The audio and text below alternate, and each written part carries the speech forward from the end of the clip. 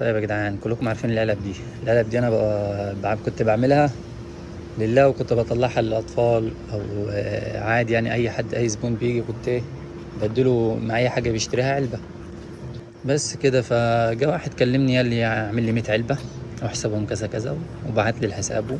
دول الحاجات اللي انا عملتها، بس لسه العلب كتير يعني كتير. فهعملها ونوزعها له يعني ان شاء الله، ربنا يتقبل منه. فلو انت عايز تشارك معانا في الحملة اللي احنا عاملينها دي قشطة. مش عايز شاركنا، اللي هو مشاركة ولايك وكومنت ومش عارف ايه والكلام ده كله بس.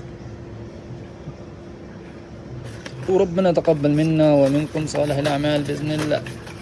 العلب بتبقى جميلة تحفة، الطفل بياخدها تحس انه يلا بينا. يلا ما تنساش لايك وكومنت بس بالله عليك، وصلى على النبي.